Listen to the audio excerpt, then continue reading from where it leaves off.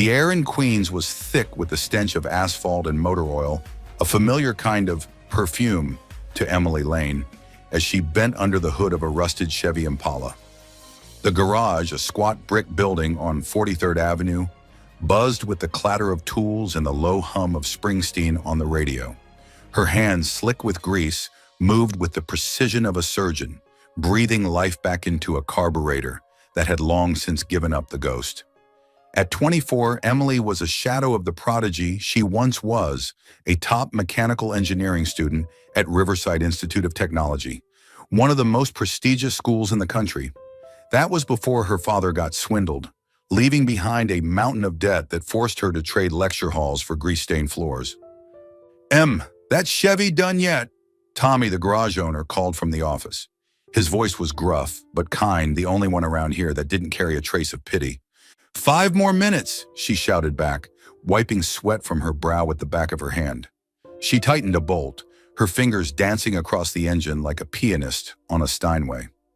The work was honest, but the pay barely made a dent in her father's $80,000 debt.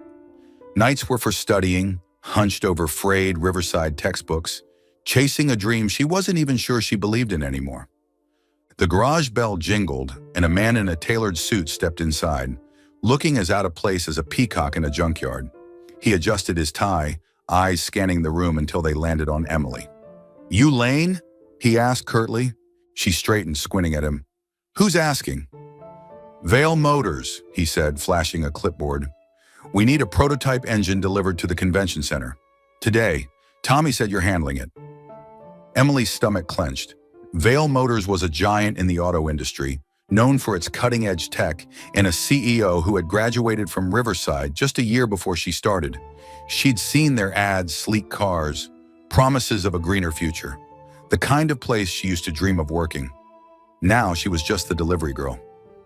"Fine," she said, wiping her hands on her coveralls. "Where's the engine?" The man pointed to a wooden crate in the corner, already loaded onto a dolly. "Be at the Marriott Marquis before 2. Don't be late, and maybe clean up a little." His nose wrinkled as he eyed her grimy sleeve. Emily swallowed a retort. "I'll get it there," she said flatly. He didn't need to know she had no intention of cleaning up for a room full of polished suits who'd look straight through her. The Marriott Marquis ballroom was a different universe. Crystal chandeliers cast golden light on glossy floors, and the air buzzed with chatter from industry bigwigs in tailored suits. Emily pushed the crate through the crowd, her grease-stained jumpsuit drawing side eyes from champagne-clutching men. She felt like a smudge on a pristine window, but kept her chin up, steering toward the stage where the Vail Motors logo shimmered. A man in his 30s stood at the podium, commanding the room with the ease of someone born for it. Damon Vail, CEO of Vail Motors, looked just like his magazine photos, square-jawed, slicked-back black hair, eyes like thunderclouds ready to strike. He was speaking, pitching the prototype engine as the future of sustainable energy. Emily parked the crate near the stage and backed into the shadows.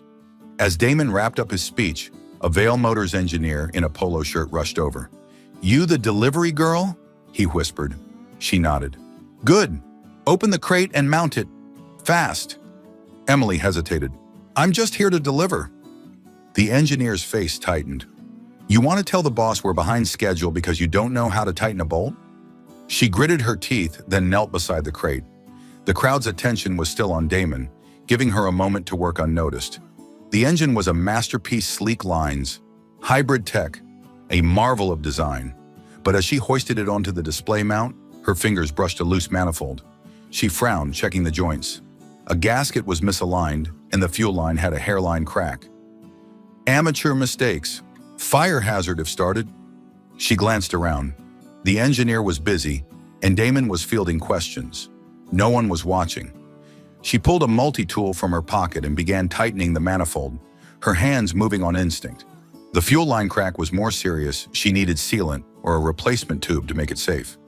"What the hell do you think you're doing?" a sharp voice snapped. Emily froze, looking up to see Damon Vail towering over her. His eyes narrowed, sweeping from her greasy coveralls to the tool in her hand. The room quieted, conversations dropping off as eyes turned toward them. "Fixing your engine," she said calmly, though her throat burned. The gasket's off and the fuel line's cracked. Start it like this and you'll have a fire. A ripple of whispers spread through the crowd. Damon's face darkened. You're saying my team missed that? Who the hell are you? Emily Lane, I delivered the engine. She stood up, meeting his gaze. And yes, they missed it. Gasps, then silence. Damon stepped closer, voice low and blade sharp. You're a delivery girl.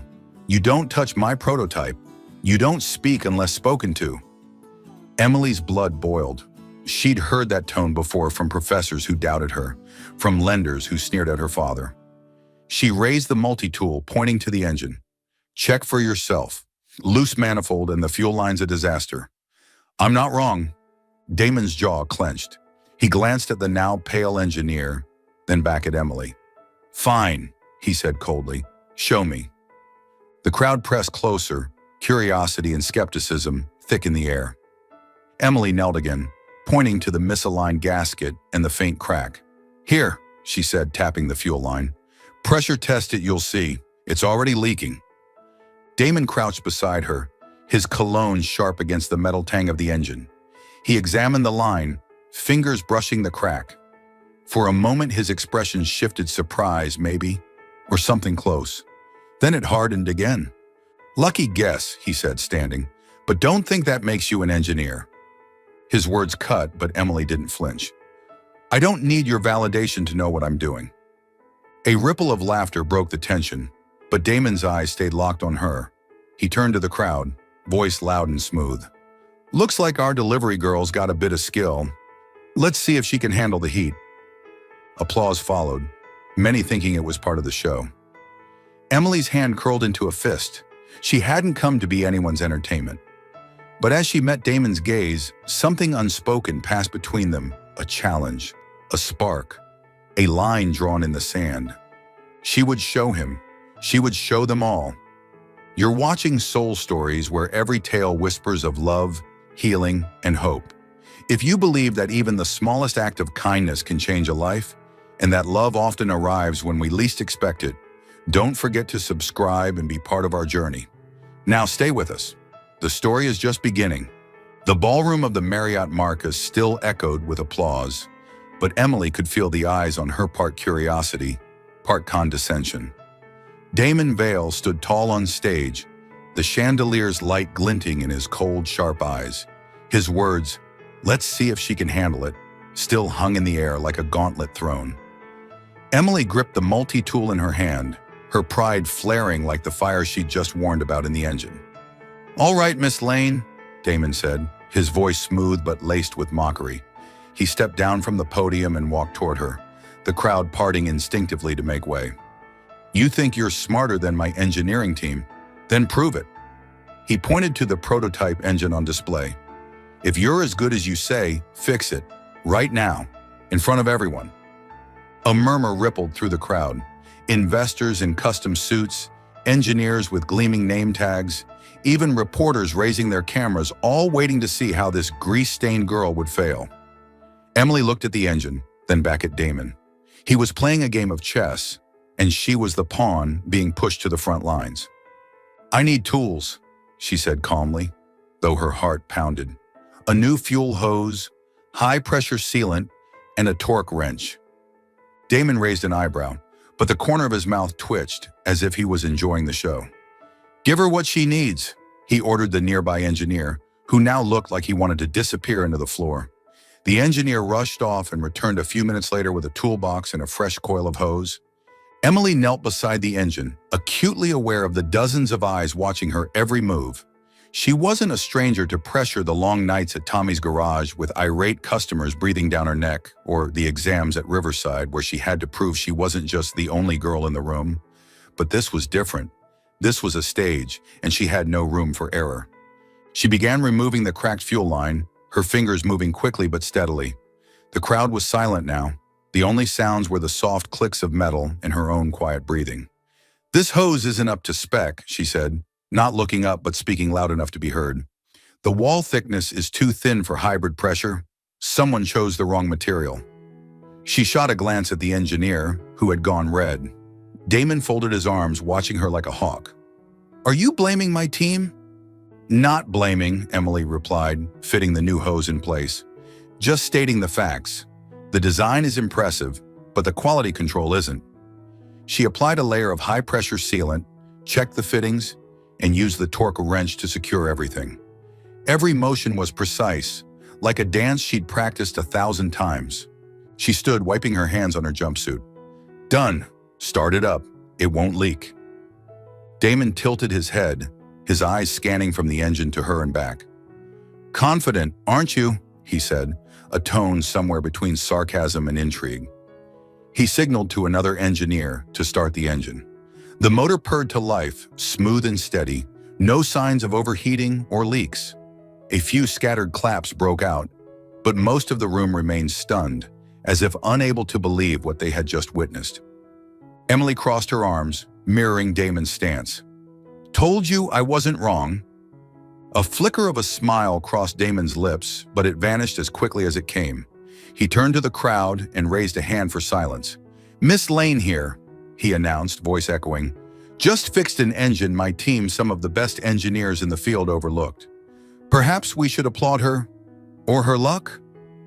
Laughter rolled through the crowd, but it didn't shake Emily.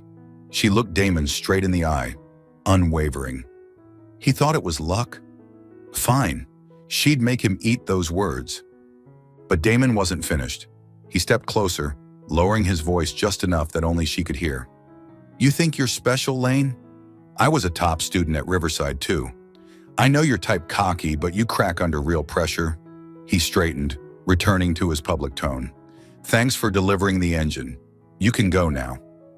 Emily felt the flush of anger rise in her cheeks, but she held it in. She hadn't come here to argue with an arrogant CEO. She turned to leave, but a voice called out from the crowd, a reporter with a mic in hand. Miss Lane, where did you study? How does a delivery girl know how to fix an engine like that? She paused, glancing over her shoulder. Damon was watching her, waiting to see how she'd respond. She gave a faint smile, turned to face the crowd and said, I studied at Riverside. Senior year. But life doesn't always follow the plan. As for the engine, she pointed to the prototype. It doesn't care about degrees. It just needs someone who understands it. Another wave of whispers rippled through the room, this time tinged with admiration. Damon stood still, but Emily could see his jaw tighten. She didn't wait for his reply. She pushed the empty dolly out of the ballroom, head held high, the click of her boots and a few scattered claps echoing behind her. As the ballroom doors closed, Emily drew in a deep breath, her heart still racing. She knew this wasn't over. Damon Vale wasn't the type to let a challenge go unanswered, and she just painted a big red X on her back. But in that moment, under chandeliers and the scrutiny of dozens of eyes, she felt something she hadn't in a long time belief. Not in Damon, not in Vale Motors, but in herself. She wouldn't let them forget the name Emily Lane. Emily stepped out of the Marriott marquee into the thick June air of Manhattan, a mix of exhaust fumes and coffee from a nearby street cart. The city's noise swallowed the pounding of her heart, still echoing from her confrontation with Damon Vale. She pushed the empty dolly toward the garage truck, trying to shake the image of his piercing eyes like he wanted to tear her apart, and yet couldn't look away. She'd done the unthinkable, fixed an engine in front of a room full of power players. Now she felt both exhilarated and uneasy. Just as she locked the truck, a voice called behind her. Miss Lane? Emily turned, startled to find Damon Vale standing just a few steps away, no longer on stage but on the sidewalk, still in his impeccable suit, though his gaze held less arrogance than before. Beside him was an older man with salt and pepper hair, wearing a jacket with the Vale Motors logo. Emily clenched her fists, bracing for another round of sparring. What now? She asked warily. Damon crossed his arms, studying her from head to toe, not with contempt this time, but like he was assessing something he hadn't figured out yet.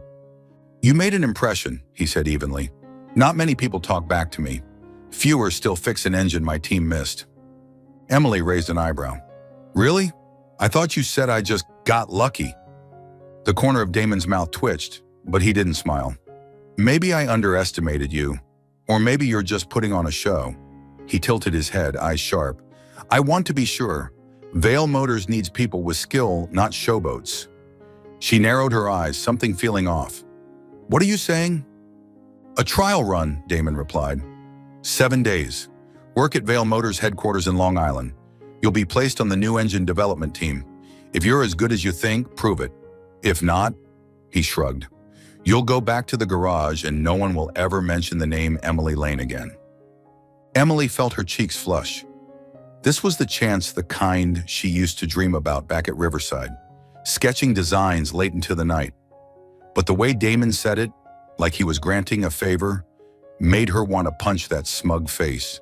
And there was something else in his eyes, suspicion, like he was setting a trap and waiting for her to fall. The older man beside Damon spoke, his voice lower and more genuine. "I'm Carl, chief engineer. I was in the room earlier. What you did with that engine, not many could have done it. We need people like you." He smiled, but Emily couldn't tell if it was sincere or just part of Damon's act. She looked from Carl to Damon, her thoughts racing. 7 days at Vale Motors could change everything, a step back toward her dream, a way to pay off her father's debt, a chance to prove she wasn't just the delivery girl, but she knew the cost. Working under Damon's scrutiny, in an environment ready to devour her if she slipped. "I need time to think," she said, keeping her voice steady. Damon raised an eyebrow, clearly not used to being turned down. "You have until tomorrow morning, 8 o'clock, Vale Motors. Don't show up. Don't regret it." He turned and walked away without waiting for her answer. Carl gave her a polite nod before following. Emily stood there, watching Damon's Bentley disappear into the traffic. She took a deep breath, trying to sort out the storm inside her. This was an opportunity, but it could just as easily be a trap. Damon didn't trust her, that much was obvious. He wanted her to fail, to prove she was just a flash in the pan. But she wasn't someone who quit. The next morning, Emily stood in front of the gleaming glass tower of Vale Motors in Long Island, her garage jumpsuit replaced with a navy blue shirt and clean jeans, the most professional outfit she owned. She'd called Tommy the night before to ask for the week off. "Go for it, kid," he said, "but be careful. Guys like Vale don't play fair." She stepped into the lobby, where polished marble floors reflected the chandeliers above, and the air smelled faintly of luxury cologne. The receptionist, a young woman with a tight-lipped smile, handed her a temporary badge. "5th floor," she said, her eyes briefly scanning Emily like she didn't belong. The 5th floor was a maze of labs and offices, filled with the sounds of machinery and the scent of heated metal. Carl met her at the door and led her past a group of engineers, all men who looked at her with curiosity and thinly veiled doubt. "This is Emily Lane," Carl announced. "She's here on a 1-week trial. Treat her like part of the team." One engineer, blonde with glasses, snorted. "The girl who fixed the engine at the expo? Welcome to the real world, princess." Emily gave a faint, unimpressed smile. She was used to this. Guys at Riverside had called her princess too, until she beat them on every exam. She wouldn't let it get under her skin. Carl guided her to a small workstation in the corner of the lab, where a detailed blueprint of a new engine lay waiting. "First task," he said, "review this design. Spot any errors. We're about to send it to production." Emily nodded, sat down, and unfolded the schematic. It was no simple assignment. The engine was more complex than anything she'd touched at the garage. But as her eyes scanned the numbers and angles, something sparked inside her. This was her world: data, metal, logic. She began scribbling notes, her pen flying across the page. From a distance, Damon watched through the glass walls of the lab. He stood with his hands in his pockets, eyes locked on Emily. Carl approached him, speaking quietly. "She's quick. I bet she'll catch the error before lunch." Damon didn't reply. He clenched his jaw. He checked her background the night before. Emily Lane, full scholarship to Riverside, top of her class sophomore year, dropped out for personal reasons. She was real, and that irritated him even more. He didn't like being challenged, especially not by someone like her. No degree, no status, but bold enough to look him in the eye and say he was wrong. He turned away, but one question buzzed in his mind. Who is Emily Lane, and what is she going to do next? The Vale Motors lab in Long Island was brightly lit under fluorescent lights, but the air felt heavy like a storm waiting to break. Emily sat at her small corner workstation, surrounded by the tapping of keyboards and the hushed voices of engineers. The new engine schematic was spread out in front of her, covered in red ink notes, small, dangerous mistakes she'd spotted in just 2 hours. A miscalculated pressure valve, a gasket that couldn't withstand high temperatures. Errors that, if left unchecked, could cause the engine to fail mid-drive. She pressed her lips together, wondering if this was a test or just the result of sloppy work from Vale's team. "Hey, garage girl done already?" A mocking voice rang out. It was Jake, the blonde engineer who'd called her Princess on her first day. He leaned against the desk next to hers, arms crossed, wearing a half smirk as if waiting for her to stumble. Emily looked up, her expression calm. "Almost. Found a few issues in the design. Want to take a look?" Jake snorted, glancing at the nearby colleagues now watching. "Issues? You've been here, 2 days? Don't tell me you think you're smarter than this whole team." She slid the schematic toward him. "The pressure valve here," she pointed, "is set at 120 pounds per square inch. But with this fuel flow, it'll blow before the engine hits peak RPM. And this gasket, it melts at 300 degrees Celsius. Who signed off on this?" Jake's face hardened, but he quickly masked it with a smirk. "You're criticizing a design that passed review by the council. Who do you think you are, Einstein?" Emily shrugged, unfazed. "I don't have to be Einstein to know it's wrong. Go ahead, check it, if you got the guts." A few quiet chuckles rose from nearby engineers, not at her expense. Jake flushed, grabbed the blueprint, and muttered something under his breath before turning away. Emily exhaled, diving back into her work. She knew she was being tested not just by Damon, but by the entire room. They saw her as an outsider, a girl with no degree, wearing jeans instead of a lab coat, and they wanted her to fail. At noon, Carl called her into a small meeting room. He laid her annotated schematic on the table, eyes a mix of surprise and satisfaction. "You were right about the pressure valve and the gasket," he said. "I ran a simulation. If we'd sent this to production, the engine would have failed within 500 hours. Good work, Emily." She nodded but didn't smile. "Thanks, but how did no one else catch these?" Carl sighed and sat down. "This team is talented, but they work on autopilot. They trust the software and the reports. They don't question things. You do. You look at the engine like it's an old friend." His compliment made her pause. She remembered those nights at Tommy's garage, fixing cars by feel and instinct, not billion-dollar software. "I just do what needs to be done," she said. Carl smiled. "That's why I want you to stay. But be careful. Not everyone likes being shown up." She knew he meant Jake, maybe even Damon. She nodded and left the room, pride and unease settling in her chest. That afternoon, a small disaster struck. A prototype vehicle in the lab suddenly shut down, smoke rising from its wiring. Engineers scrambled, running between laptops and voltmeters. Jake, standing closest to the car, shouted, "Somebody fix this! We've got investors arriving in an hour." Emily, working on a separate component nearby, caught the burning smell different from ordinary wiring. It was the smell of an overloaded connection. She walked over, ignoring Jake's scowl. "Let me see." "You," Jake scoffed. "This isn't your rusted Chevy, garage girl." She didn't answer. Instead, she knelt and examined the wiring beneath the dash. Just as she suspected, a soldering error had caused a power surge. "Give me wire cutters and electrical tape," she said, her voice firm. A younger engineer, seemingly less hostile, quickly handed her the tools. Emily snipped out the damaged wire, replaced it with a solid temporary splice, and wrapped it cleanly. "Try starting it now." Jake glared but followed her instruction. The engine roared to life, no smoke. The lab let out a collective breath. A few heads nodded her way, albeit reluctantly. Jake turned away, saying nothing. Emily returned to her workstation, but the sensation of being watched made her glance up. Damon stood in the doorway of the lab, hands in his pockets, eyes fixed on her. He didn't speak, just gave a subtle nod before walking away. She wasn't sure what it meant: approval, suspicion, or just another move in whatever game he was playing, but she knew one thing for certain: he was watching her every step. That night, after all the engineers had gone home, Emily stayed in the lab, double-checking her own designs. The soft light from her desk lamp highlighted the faint grease smudges on her hands. She heard footsteps and looked up to see Carl. Burning the midnight oil? He asked warmly. Just want to be sure, she replied. If I mess up, they won't forgive me. Carl nodded, sitting beside her. You know, I studied at Riverside too, like you.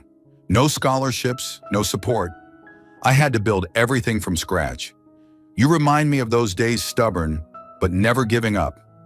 Emily gave a faint smile. Stubborn's about all I've got. You've got more than that, Carl said. You've got talent, but that won't be enough here.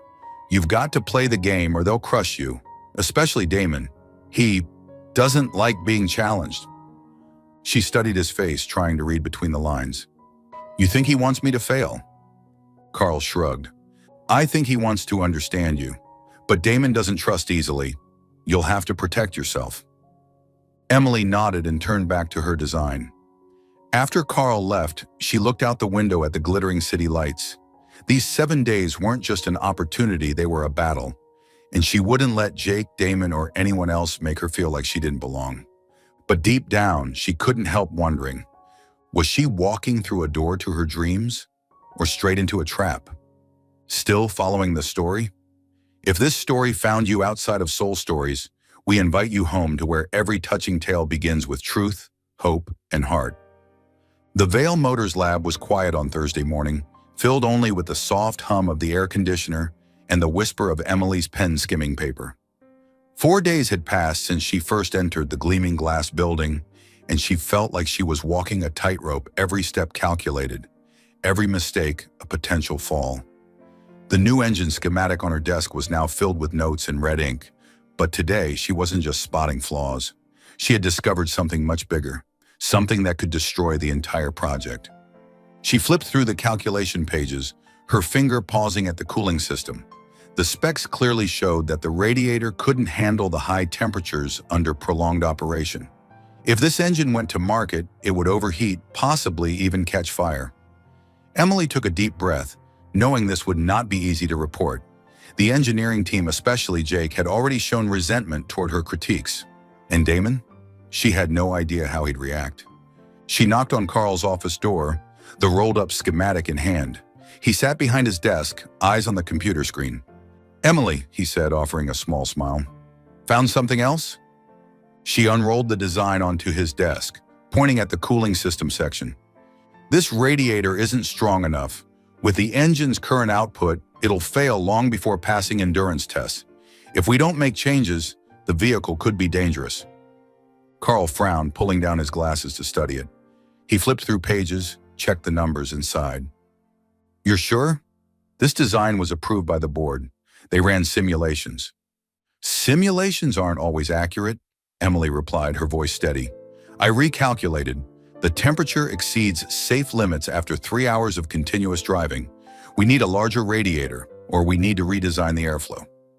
Carl nodded slowly, but his eyes showed concern. You're right, but this is going to stir trouble. We're presenting to investors next week. Making changes now means production delays. Better a delay than launching a dangerous product, Emily said. I've seen this before. My dad worked for a company that didn't listen. One small error cost them everything. Carl looked at her, as if wanting to ask more about that story, but simply nodded. All right, I'll take this to Damon. But brace yourself. He doesn't take bad news well. That afternoon, Emily was summoned to the main conference room at Vail Motors, a glass-walled space overlooking the Long Island skyline. Damon sat at the head of the table, dressed in a fitted gray suit, his eyes cold as steel. Jake was there, along with 2 senior engineers, all watching her with guarded, skeptical expressions. Carl sat in the corner, silent but attentive. I hear you found another problem, Damon said, his voice even but sharp. He tapped his fingers on the table, each tap landing like a warning. The cooling system, right? Are you suggesting my whole team is blind? Emily stood tall, the schematic in hand.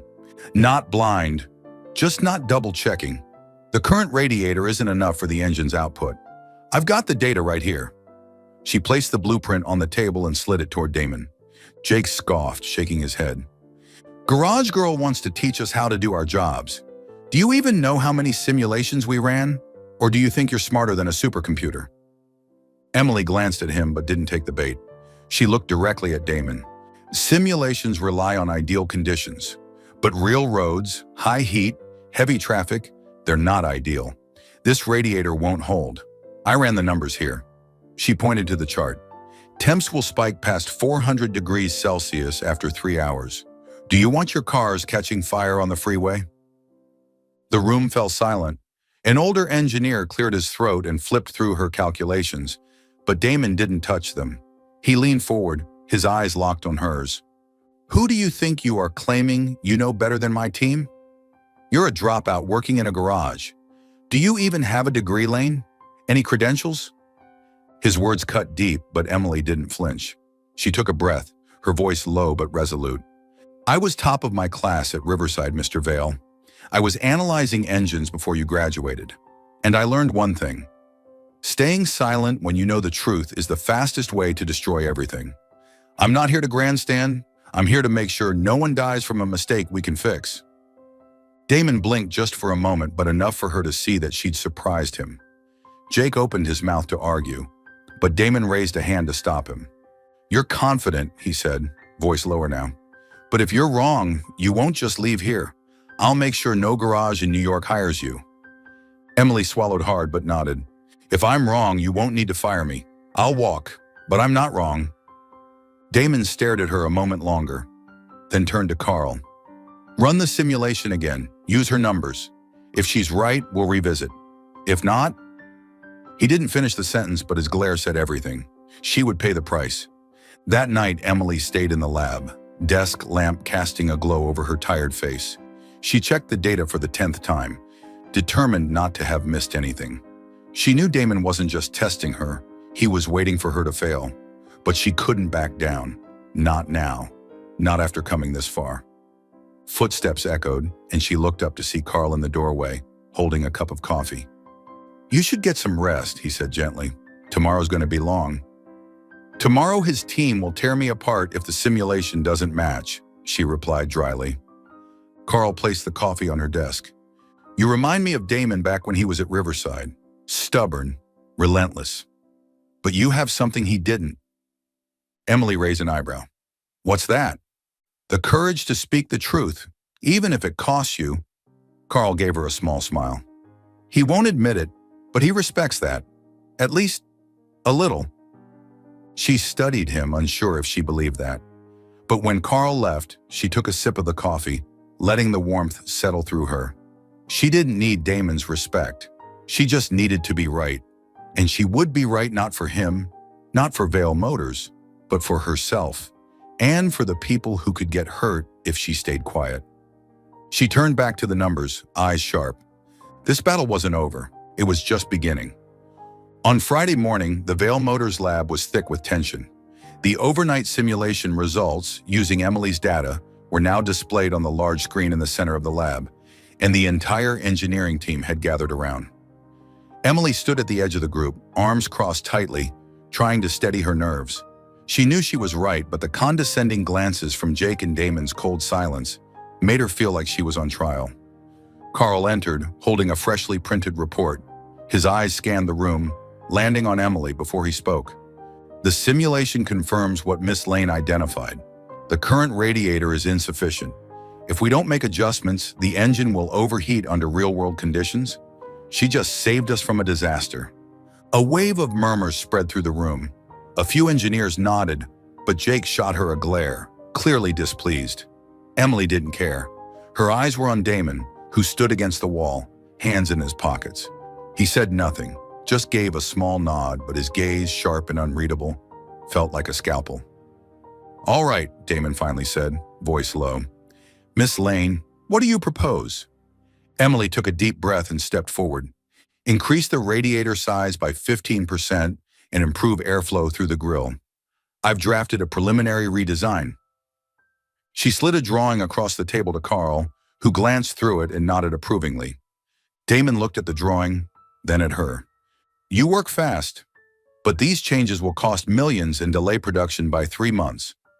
Do you think shareholders want to hear that? She pressed her lips together, steady. They'd prefer that over seeing your cars catch fire on CNN. A few soft chuckles rose from the team, but Damon didn't laugh. He tilted his head slightly as if weighing something. You're too confident, Lane, but fine. Carl, proceed with her recommendations. And Miss Lane? He paused, eyes locked on hers. Don't think this makes you a hero. She nodded, saying nothing. She didn't need to be a hero. She just needed to be right. That evening, the lab was empty except for Emily and her desk lamp. She was reviewing the new design when footsteps made her look up. Damon stood in the doorway, no suit today, just a white dress shirt with the sleeves rolled up. He looked slightly less intimidating, but his eyes were still sharp as ever. Still working? He asked, walking in and sitting across from her. Just making sure, she replied, not looking up. What about you? No parties with shareholders tonight? He chuckled softly, a rare sound that caught her off guard. I don't like parties, and I wanted to talk to you. Emily set her pen down and crossed her arms. About what? Did I mess something up again? Damon leaned forward, his gaze serious. I looked into your background. Riverside, full scholarship, top of your class sophomore year. Then you dropped out, because of your father, right? She stiffened, surprised at how deep he dug. That's none of your business. Maybe, he said, not breaking eye contact, but I need to know who's working for me. You've got talent, Lane, more than most of my team. So why did you walk away?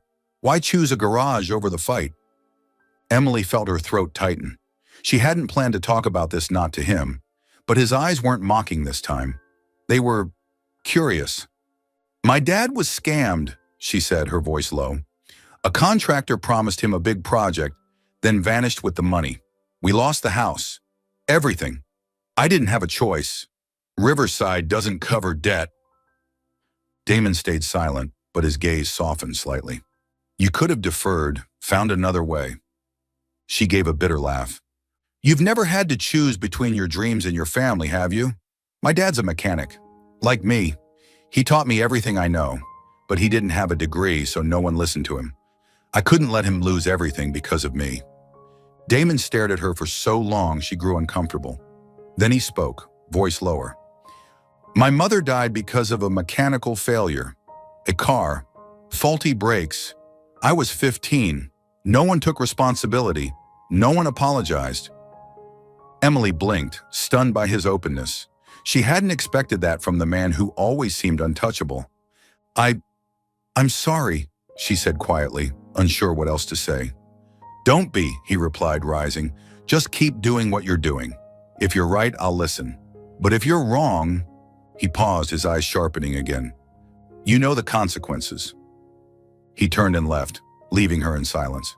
Emily stared at the blueprint, but her mind was elsewhere. His words echoed his mother. The fault, the silence. She realized he wasn't just a cold CEO. He carried scars too. That night, Emily returned to her small Queens apartment. Her father was on the couch watching TV, a beer can resting on the table. He looked up and gave her a tired smile. How was today, kiddo? Those Vail Motors people treating you okay? She sat down beside him, slipping off her shoes. They're tough, but I'm hanging in there. I found a major flaw today. Might have saved their whole project. He nodded, eyes glinting with pride. That's my girl. But be careful, Emily. Big men don't like being proven wrong. She smiled, but her father's words and Carl's echoed in her head. Damon was watching her, not just because of her talent, but because of something deeper. He didn't trust her, but he was drawn to her, not romantically, but like a puzzle he couldn't quite solve. She lay in bed staring at the ceiling. 5 days at Vail Motors had changed her. She was no longer the delivery girl shrinking under judgmental eyes. She was Emily Lane, former Riverside top student, now fighting to reclaim her dream. But as she thought of Damon, his gaze, the story he shared, she wondered if she was walking into something far more dangerous than she realized. She closed her eyes, resolute. Whatever Damon's game was, she wouldn't let him win. Not tomorrow, not ever. On Friday night, the Vail Motors lab was quiet, only the soft hum of machines and the dim glow of Emily's desk lamp filled the space. She was finalizing the last draft of the new radiator design, her fingers gliding over the paper with laser focus. 6 days in this place had pushed her to the edge, skeptical glances, pressure from the engineering team, and Damon Vail's constant looming presence. But today, After the simulation confirmed she was right, she felt a flicker of hope. She was doing something no one had expected her to. The sound of light footsteps made her look up. Damon stood in the doorway, holding 2 paper cups of coffee. His gaze wasn't as sharp as usual. Dressed in a simple black shirt, he looked less like a powerful CEO and more like someone who just wanted to talk. "You're working late," he said, stepping in and placing one of the cups in front of her. Emily raised an eyebrow, not touching the coffee. "You're still here too? I thought CEOs had wine tastings or yachts to attend."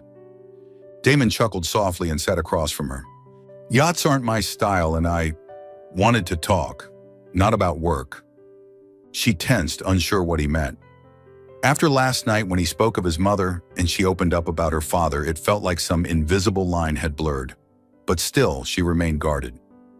"About what?" she asked cautiously. Damon took a sip of his coffee, his eyes drifting to her sketch before returning to her. "About you, about me, about why we're even here, arguing over engines like the world depends on it." Emily gave a faint smile. "Because it does matter. You know that better than anyone." He nodded, his expression softer, almost sincere. "True, but yesterday, when you talked about your dad, I got it. My mother..." He paused as if the words were hard to get out. "She was the only one who believed I could do something meaningful. When she died, I promised I'd never let a flaw slip past me again. But I was wrong. I let my team overlook things you caught." His admission caught Emily off guard. She studied his face for signs of insincerity, but saw none. "You're not the only one who's made mistakes," she said quietly. "My dad was the best mechanic I've ever known, but no one gave him a chance because he didn't have a degree. They laughed at him, called him a failure. I grew up watching that, and I swore I'd never let anyone make me feel that way." Damon said nothing, his gaze locked on hers. In that moment, there were no CEO titles or trial period employee roles, just 2 people carrying scars no one else could see. "You're not like them, Emily," he said softly. "You don't let anyone define you. I respect that." She blinked, surprised by the word respect. She wanted to respond, but her throat tightened. Instead, she took a sip of the coffee, letting its warmth calm the emotion rising in her chest. "Thanks," she said finally, "but don't think this makes me easier to handle." Damon laughed, an actual laugh this time, lighting up his face. "I wouldn't dare. You're the most stubborn person I've ever met." "Look who's talking," she replied, lips curving upward. For the first time, the air between them felt lighter, less adversarial, more like 2 people who might actually understand each other.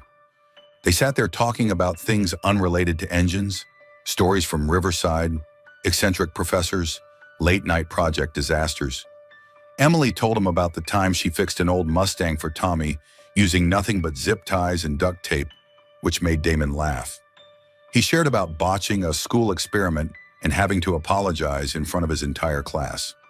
Small stories, but each one pulled them closer, like 2 lines finally converging. At 10 o'clock, Damon stood. "You should get some rest. Tomorrow's the last day of your trial week. I need you at your best." Emily nodded, gathering her papers. "You too. Don't stay up thinking of new ways to sabotage me." He smiled again, but his gaze lingered on her a moment longer than necessary. "I don't think I need to sabotage you, Emily. You challenge yourself enough already." He left, and she sat there with a cooling cup of coffee and a strange warmth in her chest. She wasn't sure what it was, affection, curiosity, or just the adrenaline from a wild week. But as she looked out the window at the sparkling Long Island skyline, one thing was clear. Damon Vale was no longer the enemy. He was a question, and she wasn't sure if she wanted to answer it. The next morning, Emily walked into the lab with mixed emotions. Last night's conversation had changed how she saw Damon, but she couldn't let feelings blur her judgment. Today was the final day of her trial, and she had to prove she belonged. Carl called her into a small meeting where the engineering team was presenting progress on the new engine. Emily was asked to give an update on the radiator redesign. Standing at the front of the room, her voice was clear and steady as she explained how the new system solved the overheating problem. Most engineers nodded in agreement, but Jake, as usual, interjected. This design will raise costs, he said, voice laced with sarcasm. Did you think about how we'll explain that to shareholders? Or are you just playing hero? Emily gave a calm, sharp smile. I'm thinking about keeping our cars from catching fire, Jake. But if you want to be the one explaining to investors why we sold dangerous vehicles, be my guest. A few laughs rippled through the room, and Jake fell silent, his face red. At the far end of the table, Damon didn't say a word, but the slight curve of his lips didn't go unnoticed. Emily felt his eyes on her, but she didn't look back. She focused on the report, answering questions with the confidence she'd earned over the past week. After the meeting, Carl clapped a hand on her shoulder. Great job, Emily. I'm going to recommend we keep you. Final decision's up to Damon, but I think you've proven your worth. She nodded, but uncertainty still lingered. Damon wasn't someone easily persuaded, and after last night, she couldn't help wondering if he'd let personal feelings affect his judgment. As she exited the meeting room, he called out. Miss Lane, he said, voice low, walk with me. She followed him to a balcony outside the lab, where the breeze swept across the open space. He leaned against the railing, staring at the skyline. You've done well, he said, not looking at her. Better than I expected. Really? She asked, standing a few feet away. I thought you wanted me to fail. He turned to her, gaze serious. I wanted to know who you are. Now I do. But the week's not over. Tomorrow I want you to lead a live test of the new engine. If it goes well, you stay. If it doesn't... He didn't finish the sentence. He didn't have to. Emily nodded, heart pounding. I'll make it work. He looked at her then, his gaze softer, as if he wanted to say something more but couldn't. I believe you'll try, he said quietly. Then he turned and walked away. Emily stood there, wind brushing through her hair. She wasn't sure what she was feeling, determination, anxiety, or something deeper that had begun to grow from the unlikely connection between her and Damon. But she knew one thing for certain. Tomorrow would decide everything, and she wouldn't let anyone, not even him, stand in her way. On the final morning of her trial week, the Vail Motors lab glowed with sunlight streaming through the tall glass windows. Emily stood at the control panel, fingers gliding over the touchscreen as she prepared the live test for the new engine. A small group, Carl, a few engineers, and Damon watched her from behind. She could feel the weight of their eyes, especially Damon's, who stood silently in the corner with his arms crossed, his face unreadable. Today, she had to prove her radiator design worked flawlessly under real-world conditions. One mistake, and the entire week would be for nothing. She took a deep breath and started the engine. It fired up smoothly, and the screen displayed stable readings. Temperature, pressure, fuel flow, all within safe limits. Emily glanced at Carl, who gave her an encouraging nod. But when she looked back at the screen, a red alert flashed. System error. Abnormal data. The engine shuddered violently, then cut out. The lab fell into stunned silence. Jake, standing near Damon, let out a smug laugh. So that's it, garage girl. Your world-saving design just wrecked the engine. Emily felt the blood drain from her face, but she didn't panic. She scanned the control panel, reviewed the data. Something was off. This error had nothing to do with the radiator. She dropped to her knees and checked the sensors beneath the engine. One wire was loose with traces of adhesive clearly tampered with. Someone messed with the sensor, she said firmly. This wasn't a design flaw. This was sabotage. Jake stepped forward, voice dripping with sarcasm. Sabotage? Really? Blaming someone else to cover your failure? You're in charge of this engine, Lane. Emily stood and stared him down. I know what I'm doing, and I know this sensor didn't just come loose on its own. She turned to Damon, waiting for him to speak, but he just stared at her, silent and cold. Carl stepped in, his tone calm but serious. Emily, check it again. If it's sabotage, we'll investigate. But for now, fix it and rerun the test. She nodded, her hands trembling with frustration. She reconnected the sensor, verified every wire, and restarted the engine. This time, it ran perfectly, numbers clean, performance smooth. The room exhaled in relief, but Emily didn't feel victorious. Someone had tried to make her fail, and Damon's silence cut deeper than she expected. That afternoon, a security team email hit everyone's inbox. The new engine's technical data had been leaked online, along with a scathing article accusing Vail Motors of ignoring safety flaws. Emily was called into Damon's office. He sat behind his desk, his gaze sharp as a blade. "How do you explain this?" he asked, sliding a printout of the article across the desk. "This data was only available inside the lab. You're the newest person on the team, Lane. You have the most motive." Emily felt like she'd been slapped. "You think I leaked it? I'm the one who found the flaw. I fixed it. Why would I sabotage my own work?" Damon leaned forward, voice low and cutting. "For fame? For money? For revenge? I don't know, Lane. But you're the only one who had access and smart enough to do it." She clenched her fists, forcing herself to stay calm. "You're wrong. I didn't do this. And if you believe I could, then you don't know me at all." He stared at her long enough she thought maybe he'd say something to ease the blow, but he only stood and turned his back. "Leave. I'll investigate. But if you're involved, you won't just lose this job." Emily walked out, heart pounding. She felt betrayed not just by the accusation, but by Damon's cold silence.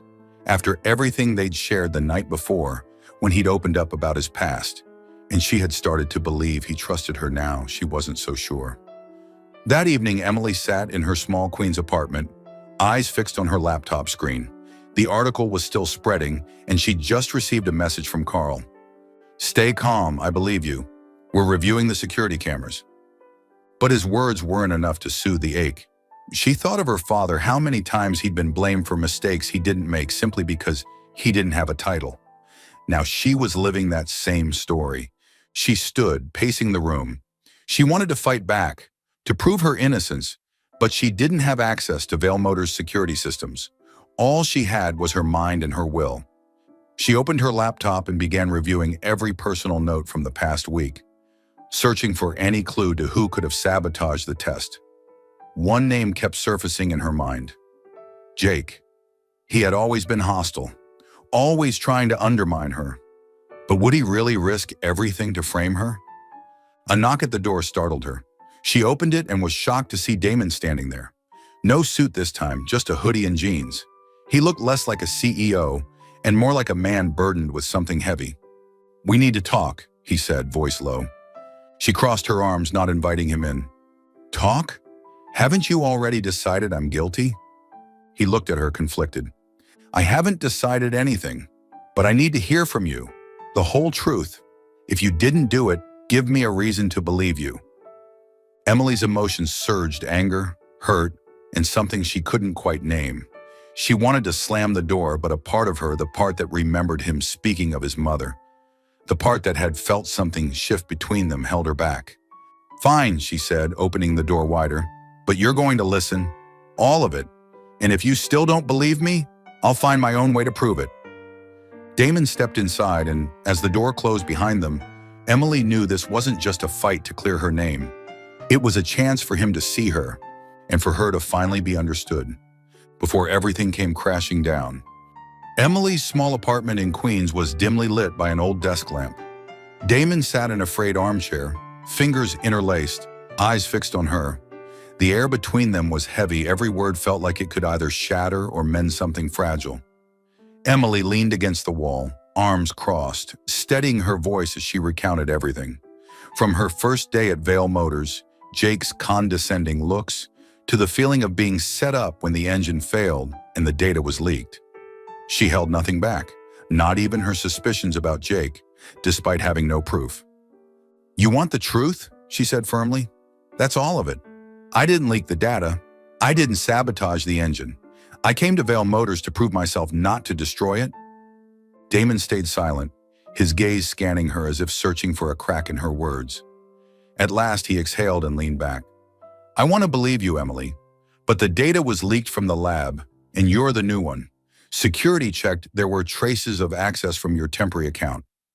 Emily's heart sank. "My account? I don't even know the password to the main system. Someone used it to frame me." Damon leaned forward, voice low. "Who, Emily? Jake?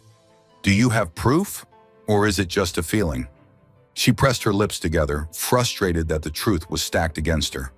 "I don't have proof, but you know Jake hates me. He didn't want me there, and he's smart enough to pull this off." Damon stood and paced the room. I can't act on feelings. If I'm wrong, I destroy the career of a loyal engineer. But if you're right, he paused, eyes locking with hers. I need time.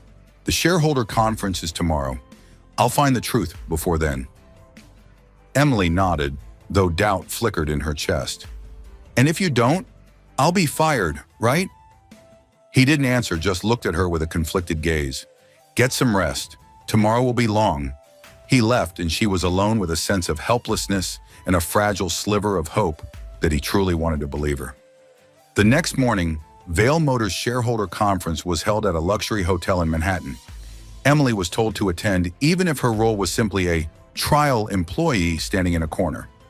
Dressed in a white blouse and slacks, she tried to blend in with the crowd of investors and reporters. But she could feel the eyes, hear the whispers, the garage girl, the traitor, technical failure. Damon stepped up to the podium, clad in a sharp black suit, his voice steady through the mic. He spoke about Vail Motors' future, the new engine, their commitment to safety. But when a shareholder raised a hand and asked about the leak, the room tensed. We conducted a full investigation, Damon said, his gaze brushing past Emily for a split second. The leak was deliberate, and we've identified the perpetrator. Emily's heart stopped. She clenched her fist, bracing for the worst. But Damon continued, voice sharp as a blade. The one responsible is Jake Harper, my senior technical assistant. He used a new employee's temporary account to mask his actions. Security footage and system logs confirmed it. Gasps rippled through the crowd. Emily blinked, stunned. She turned to Jake, standing near the stage, pale and speechless. He opened his mouth to protest, but Damon raised a hand. Jake didn't just leak data, Damon said. He deliberately sabotaged the engine test to shift blame. His actions not only betrayed Vail Motors, but endangered consumer safety. He has been terminated, and we will pursue legal action. The room erupted in murmurs. Emily stood still, her mind spinning. Damon had found the truth. He had believed her. She looked at him, and this time, he looked back. His eyes filled with a sincerity she hadn't seen before. As the conference continued, Damon shifted topics. We've updated the design based on an internal discovery, he said. Emily Lane identified a critical flaw in the cooling system. Her insight saved this project. I studied at Riverside like she did, but I have to admit she's the one I wish I'd had in class. Applause spread through the room, and Emily felt her face flush. She hadn't expected public praise, least of all from Damon. She gave a slight nod, trying to hide the smile tugging at her lips. Damon closed his speech with a striking declaration. We will not work with any investor who opposes transparency or disrespects our team, including Ms. Lane at Vail Motors. Safety and truth come before profit.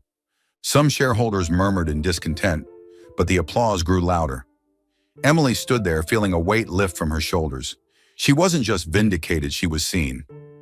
After the event, Emily stood in the hallway, watching the crowd disperse. Manhattan's sunlight streamed through the grand windows.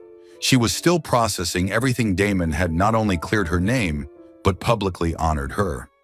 His words, "She's the one I wish I'd had in class," echoed in her mind, making her heart beat faster. Damon approached, his eyes softer now, no longer the icy stare of a CEO, but something gentler, almost grateful. You okay? He asked quietly. She nodded, her voice hoarse. Thank you for finding the truth. He smiled faintly, for the first time looking truly at ease. I told you, Emily, if you were right, I'd listen. And you were. Before she could respond, a familiar voice broke in. Welcome to the team, Princess. Carl walked up, a wide grin on his face, pride twinkling in his eyes. He patted her on the shoulder, voice warm. You know, Emily, you're the first woman in Vail Motors history to be appointed as a lead development engineer. No one's ever done what you just did not in 40 years of this company's history. Emily blinked, caught off guard by the praise. She smiled shyly, hiding the warmth spreading in her chest. Princess? I thought you'd come up with a cooler nickname, Carl. He laughed heartily, shaking his head. Oh, you've earned that title, believe me.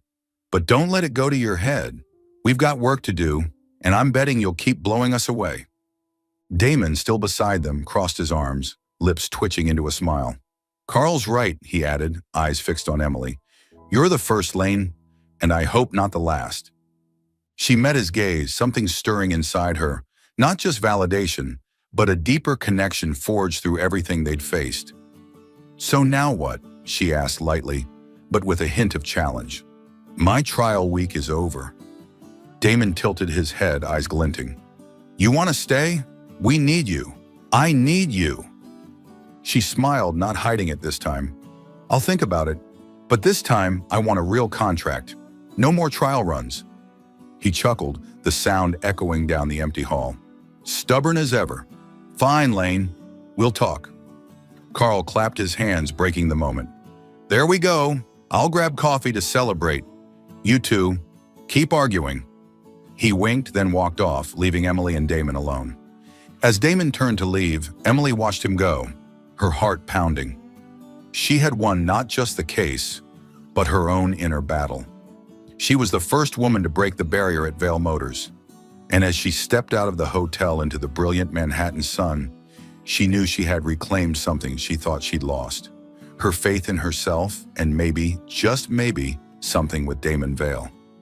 1 year later, the early summer sun bathed the campus of Riverside Institute of Technology in golden light, casting shadows of old oak trees across the cobblestone paths. Emily Lane stepped out of the engineering building, her white student lab coat snug around her frame, holding the transcript she had just received.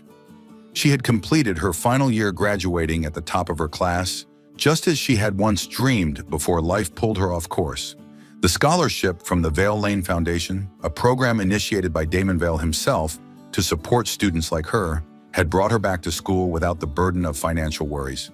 She stood beneath the tree, inhaling deeply, taking in the scent of freshly cut grass and the crisp air of freedom. A year ago, she was just the grease-stained girl in a Queens garage, looked down upon by the world. Now she was a certified engineer at Vail Motors, the first woman in the company's history to serve as a lead development engineer on the engine design team. It hadn't been easy, the long days battling doubt, prejudice, and even herself, but every step had been worth it. Emily, a familiar voice called out. She turned to see Carl standing at the end of the walkway, a wide grin on his face. He looked the same salt and pepper hair, the Vail Motors jacket still snug on his frame, but his eyes sparkled as if seeing her succeed was his proudest moment. Congratulations, princess. Told you you'd make it. She laughed and walked over to hug him. Thanks, Carl, but stop calling me princess. I'm an engineer, remember? Oh, I remember, he winked. The first engineer to silence an entire boardroom. You're still a legend at Vail Motors, you know.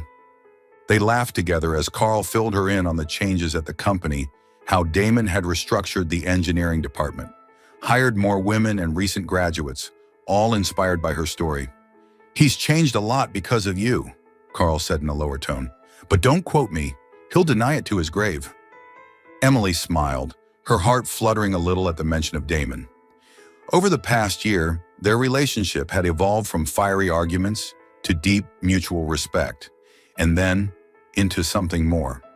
He was no longer the arrogant CEO who dared her to fix an engine in front of an audience. He was the man who stood behind her, who believed in her and sometimes made her heart race more than she liked to admit. Speaking of Damon, Carl said, glancing toward the gate, looks like he's waiting for you. Emily turned and sure enough, Damon Vail stood there, leaning against one of Vail Motors' newest electric vehicles, sunlight catching in his dark hair.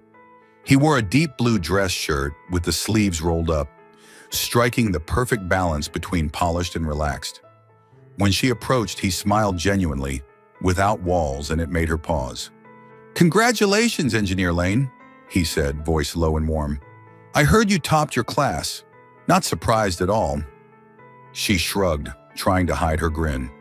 Just doing what needed to be done. What about you? No shareholder meetings today. Damon chuckled and stepped closer. Not today. Today's about you. He paused, pulling a small velvet box from his pocket and holding it out to her. I have something for you. Open it. Emily raised an eyebrow, intrigued, and took the box. Inside was a finely crafted silver ring, set with a tiny stone shaped like a miniature engine, every detail, from the pistons to the camshaft, meticulously sculpted. She laughed, astonished. "When did you make this?" "It's been in the works for a while," Damon said, his eyes gleaming. "Designed by you, I took inspiration from your very first engine sketch at Vale Motors. I thought it suited you." She looked at him, her heart pounding. The ring wasn't just a gift, it was a declaration, a way of saying he saw her, not just as an engineer, but as someone who mattered deeply. "Damon," she began, but the words escaped her. He stepped in closer, so near she could catch the scent of his cedarwood cologne. "Emily," he said softly, "the world might forget a genius without a degree, but I could never forget you, not ever." She smiled, eyes misting. "You really know how to make a girl speechless, Vale." "Only you," he replied, and gently took her hand, slipping the ring onto her finger. It fit perfectly, as if it had always belonged there. He held her hand a moment longer, his eyes locked on hers, saying things words never could. From a distance, Carl whistled teasingly. "All right, you two keep it PG. I'm still here." Emily and Damon both laughed. The moment softened. She pulled her hand away, but her gaze never left his. "Thank you," she said softly, "for everything, for believing in me, for giving me a chance." Damon tilted his head, his expression tender. "You don't need to thank me. You earned all of it, Emily. I was just lucky enough to witness it." They stood there in the summer light, surrounded by the sounds of birdsong and students' laughter. Emily looked down at the ring, feeling its weight not just of metal, but of promises, of a future, of a new beginning. She had gone from a queen's garage to a riverside graduation hall, from the girl they all underestimated to the woman who broke barriers. And now, with Damon by her side, she knew she was only getting started. She looked up at him and smiled. "Ready for the next project, Vale?" He grinned, his eyes shining. "With you? Always ready, Lane." They walked off together, leaving behind the shade of the trees and the memories of old struggles. Ahead of them lay a new road, unpredictable, but full of promise. And this time, they'd ignite it together.